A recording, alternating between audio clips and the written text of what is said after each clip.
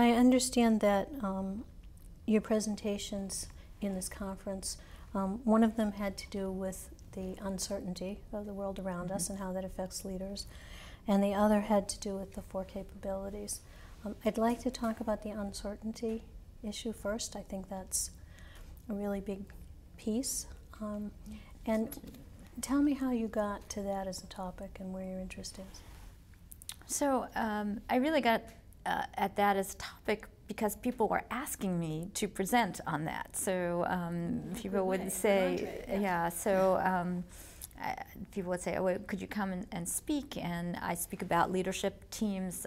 So leadership teams and distributed leadership are the sort of 3 areas that I work in: individual capabilities, how to create high-performing teams, and how do we structure our organizations so that there are leaders at every level. And I routinely go and talk about those 3 subjects, but increasingly people have said, what do we do? How do we lead? What are the things that we can do given a very dynamic, very stressful, very uncertain environment that we are all living in right now? So you're responding to that uncertainty and that what occurs to me is the fast pace of the change that is just amping up that uncertainty. Well, also I have to say I'm an academic, and theory is a big part of what I do. That's what we do at MIT. We create models of things and we fit them into the academic literature. But I'm an empiricist at heart, and so all of my career I've studied one thing and then the data tell me something else, or I'm in the midst of doing some kind of intervention and someone will say, well, what about this? Or could you please discuss this? And so I really follow. I mean, I'm a real sense maker. That's why sense making is so prominent, I think, or one of the reasons in our models. So I have an ear to the ground, and when I hear over and over again, please talk to us about leadership in an age of uncertainty, then I start saying, well, maybe we have to pay attention here. There's something going on that has resulted in so many people asking for this as a presentation. And so what is the intersection between that as a topic and the 4 capabilities?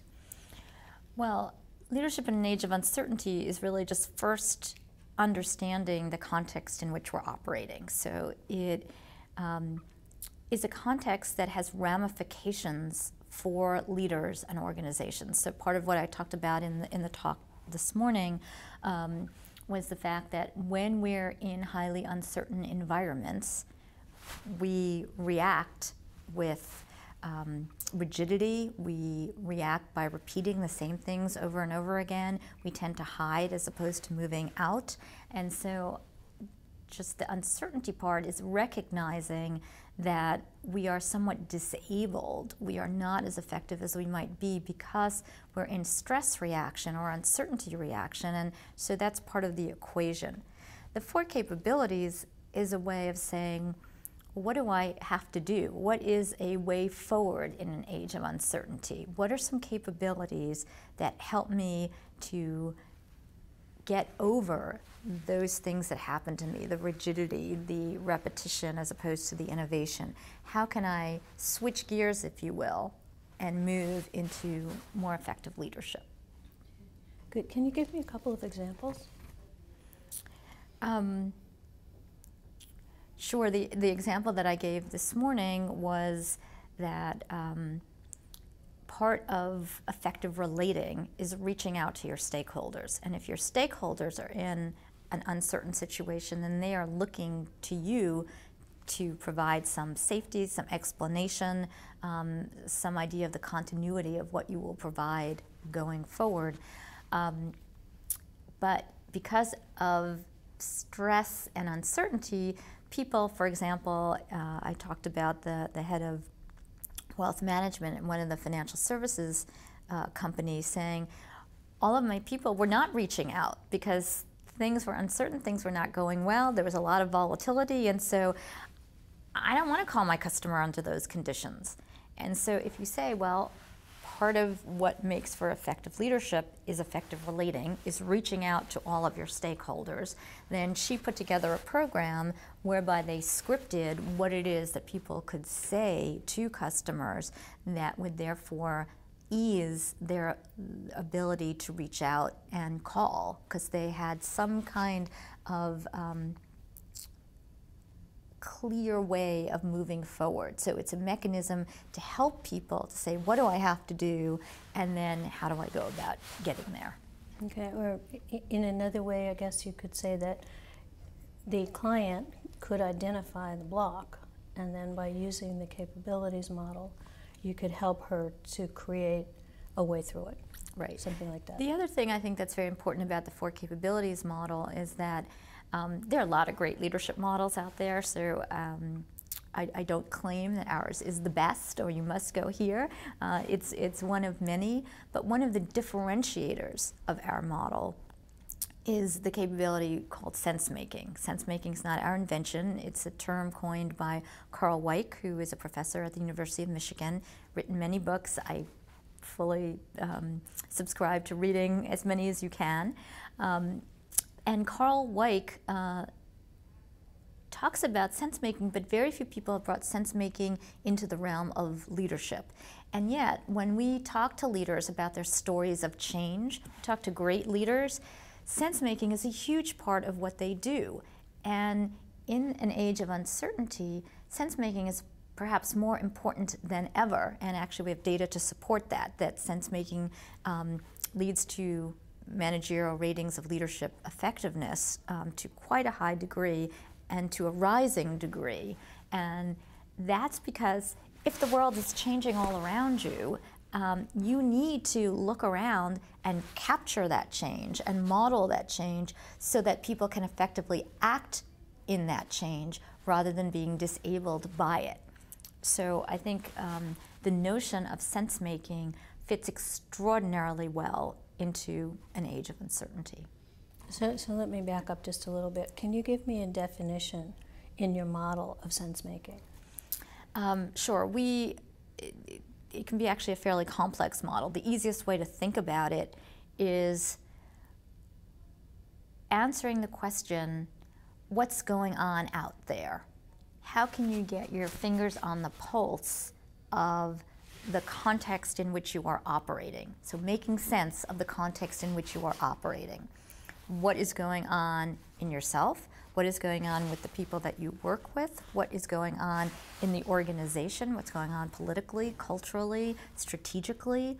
What's going on beyond boundaries? What's going on in an economy, in politics, in what your customers are doing and thinking, what your competitors are doing and thinking, what's going on in terms of new trends? Who knows things that you don't? Go and find out. Do vicarious learning.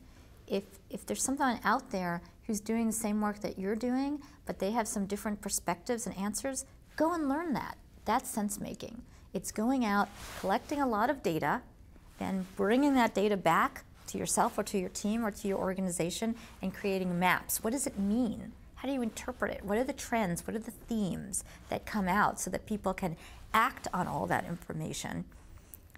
And then the third part of sense-making is acting to update the model that you create.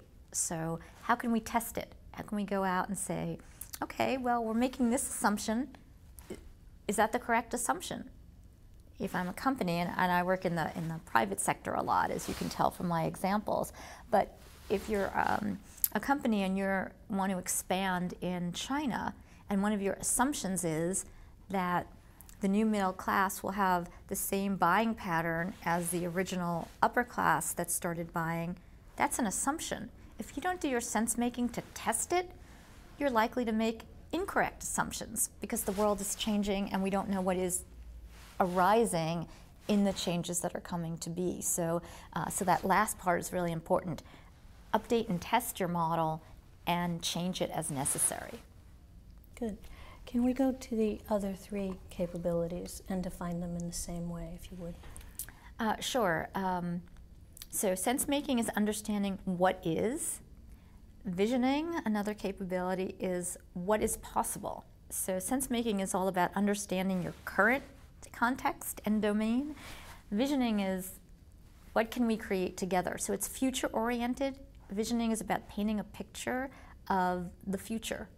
And it's doing so in a compelling way, in a motivating way, and it's hard here to say exactly what that is, but there are things that we can do in terms of framing a vision so that it's large and incorporates core values that we have, even as a culture, but also how do you help people connect into that larger picture of where the group is going. So visioning is painting the picture of what is possible for us as a group and effectively communicating it and empowering others to be able to get there. Another dimension I have a diamond in my brain, that's why I seem to be moving around here. So sense making is on this side of our diamond, visioning is here, on this side is relating. Relating because leadership is not a solo sport, so relating has to do with creating effective relationships within our groups and outside our groups. My teams model is called X teams, externally oriented teams. So relating is not just inside, but getting out. So if you want to do your sense making, you have to go out. It's a global world. We're increasingly dealing more and more with people who are not like ourselves. You know, a lot of great examples there where a company like Costco is interested in safety and supply. Okay, we want our supply of green beans to be safe. Well, what threatens safety and supply? The fact that some of the cooperatives in Guatemala are going bankrupt and the farming is not sustainable, and so our supply chain is threatened. And so you have executives, corporate executives, not just dealing with corporate headquarters, but going into the rainforests of Guatemala to deal with farming issues and farmers and cooperatives. It's a very different world. Ditto coffee companies like Starbucks who have to deal with coffee growers. So given a world, a global world, in which increasingly our boundaries are more and more expansive, we need to learn the core skills that enable us to inquire and understand other people, to advocate or talk about what's important to us, to figure out ways to support people so that we can have a better form of relationship, and to network, to really make sure that we're not closed in to the places where we work, but are able to move out across the supply chain, across the value chain to our customers and create a more effective system, not just a more effective team. And the last thing is inventing. And inventing in some sense is the kernel that keeps it all going. And inventing has to do with creating the structures and processes that enable individuals, teams, and organizations to move toward the vision. So we have to get more creative and innovative, we have to get more flexible, and that means that we act differently. We have to invent new ways of moving ahead, and so that's the fourth capability. You used a wonderful example this morning in your talk for inventing that had to do with Southwest Airlines. Can you repeat that one for me? Sure, it's a wonderful story. I find it really kind of uplifting. It's a story early in the history of Southwest Airlines. They were coming under increased competition, and prices went down, and they had to sell one of their 4 planes in order to make payroll. And the CEO of the company came out and said, how can we move as many people with 3 planes as we used to do with 4, because we don't have 4 anymore. And he said, and I don't know how to do that. Enter a small group, I would call it an X team, but they probably didn't use that terminology, of baggage handlers and ground personnel. And they invented a new way to turn the plane around. So in the airline industry, turnaround time is a key metric of success. It's the time it takes to land a plane, get everybody off, refuel, get more food on, clean the plane, and then get the next set of passengers on and take off again. That time is turnaround time. And the industry average at that point was 45 minutes to an hour. It's after this group reinvented a way to do that, they now do it in 10 minutes. well, actually, they did it then in 10 minutes. Now it's a little bit longer because of regulatory changes and more complex lines, but they're still the industry leader in turnaround time. And that's an inventing story of people getting together and saying, we have to do this. How do we do this? How do we change the way we work together in order to do it better? It's a wonderful story, but it also occurs to me that maybe that leader was using other elements of your model when he was putting out this request to them to invent. Absolutely, and different parts of a lot of the model. First of all, there was a vision that we were going to succeed here, that Southwest Airlines could overcome these bumps in the road, even though it was a pretty big bump to lose 25% of your your flight power. So it was a vision of success and empowering people to step up and do something. There was definitely sense making. How do we do this process now? What are other people doing that might be relevant to this? How can we think about the problem in different ways? And certainly relating, because in order to do this, they had to reach out to pilots, they had to reach out to all the different people that are involved in turnaround time. It's a pretty complex process involving air crew, ground crew, all kinds of different groups. So relating became important as well. So I think all four of them were relevant and evident in that story. Cool. You have mentioned a couple times X teams. Can you tell me what that is? Sure. Maybe I'll do a little introduction. I teach teams to many different classes, and I often will start off a class by saying, what makes for an effective team? And I will get the same answers back, and the answers are clear goals, clear roles, trust, cooperation, the right set of people in the room, an ability to have good meetings, cooperation, communication, collaboration, all of these things come up. And I say, you know what, you're all right. And what you're giving me is the model that's implanted in our brains. It's the model that's written up on all the best-selling texts on teams. It's the model that we spend billions of dollars teaching in executive education, in our coaching, and in all kinds of things. And it's great, but it's only half right. And if you're only half right, it can be very, very wrong. So an X team is an externally oriented team. The argument being that if you focus too much on internal dynamics, you in fact may be creating a wall between the team and the environment in which it operates. And what did we talk about? Sense making. Teams need to sense make across their boundaries. We talked about vicarious learning. Teams need to get out and learn from other groups. We talked about a changing world. Teams need to get out and capture the pulse of that world.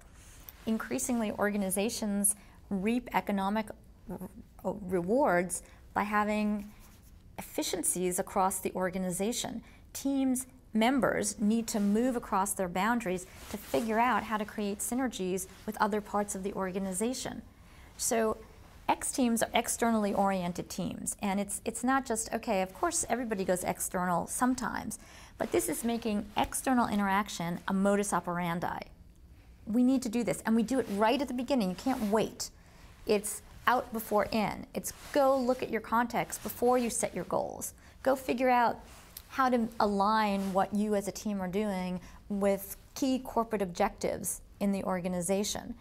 Do that first. Get allies to what you're doing early in the process. So X teams, we outline when teams need to go outside, what they need to do outside their boundaries, and 3 core phases of activity that will enable a team to both innovate and execute. So teams have to really be good at shifting their process to be able to engage in both of those behaviors so that they can be high-performing teams. Great, really clear and helpful.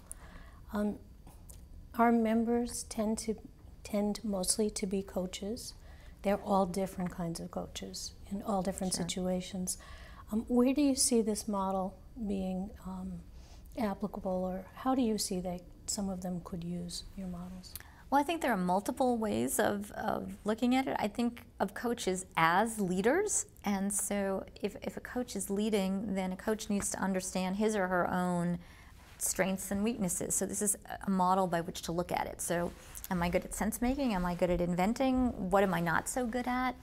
So that they can look at it as a personal diagnostic and way of creating their own leadership plan. Second, they can use it to help the people that they're coaching, and particularly people who are managers and executives. Although I think that the model has been used quite effectively, even not in the business world, in the nonprofit world certainly, in hospitals, with individuals who are not even in the workforce actually. So it's a mechanism to say, what are we coaching toward? So we do a huge amount of coaching at the Sloan School at MIT, and we like to think about, you're really better as a coach to the extent that you have a great coaching model. What's my best way of interacting with you? But also a great leadership model. The leadership model, and we have a 360 and ways of measuring people on that. Enables you to say, okay, here's how I can think of myself as a leader. Leadership is such an amorphous concept that the 4 caps gives you a simple, easy, we think elegant way of capturing who you are as a leader, so you can see that picture. You can then move to say, what am I good at, what am I not good at?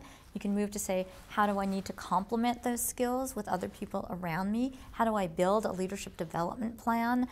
So coaches can help people along that process. And also it gives you a common vocabulary for you and the person that you're coaching. So you can say, oh, well, I really fell down on my sense making in my leadership.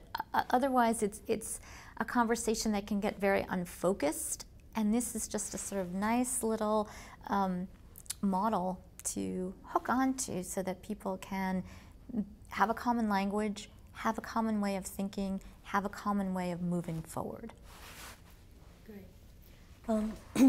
One of the primary goals of the Institute of Coaching is to help build the evidentiary base, the scientific base for coaching. So we're always looking at research and who's doing research and where they think their research is going. So can you tell me a little bit about what you've been doing? Sure. The bulk of my career was building the X-team model. So I started a long time ago, learning that internal model that I myself also have embedded in my brain, and spent the next 20 to 25 years because we collected data, and the internal team processes predicted team member satisfaction. They predicted team member beliefs about how successful they were, and they did not predict at all revenue brought in by those teams. So concrete group outputs were not predicted if you solely looked at internal team dynamics. And that set off a series of research studies about what does matter. And so I had a great time. I lived with teams, I observed them, I was in complete sense-making mode, and eventually we came and tested this model, this X-team model. So that's been validated, verified in hardware teams, software teams, top management teams. There's work being done, really fun research being done now, some of it at the Media Lab at MIT, where they can predict, if you look at teams that are competing for a prize for a new business, you can predict within the first half hour of those teams meeting which ones are going to win the prize several months later, based on whether they're internally focused or externally focused. So there's some really great fun research on X teams and the importance of going outward. On the 4 capability model, we've, as I said, been using a 360. It took us quite a few years to get something that had the right psychometrics. So right now I think we're pretty happy with the validity of the model. And we have over 2,000 people who are part of our data set at this moment in time, ranging from MBAs through to executives. So we have quite a variance in age and experience, as well as a global audience. So we have a lot of global leaders in the data set. And right now we're in the midst of doing research on whether the capabilities do predict leadership effectiveness. The early numbers that we have are very exciting and optimistic and do point to the four being predictive of managerial ratings of effectiveness, but we've only started with that data set. We want to look at what are the differences between sort of more junior leaders and more senior leaders, what are different ways that people combine the capabilities into different leadership styles. So that's a really fun area of research where we're just beginning to mine that data set. And finally, we're on our third leg, which is understanding how organizations can create the kinds of norms and cultures that value and reward and instill in people an ability to engage in what we call distributed leadership, that is leadership at all levels, not just top-down command and control, but also bottom-up. In fact, both of those things going on. And so we're really excited. We're in the midst of writing a paper after 2 years of data collection in a set of companies that we think are really good at this. Excellent. Thank you so much. I really appreciate it. Well, thank you very much.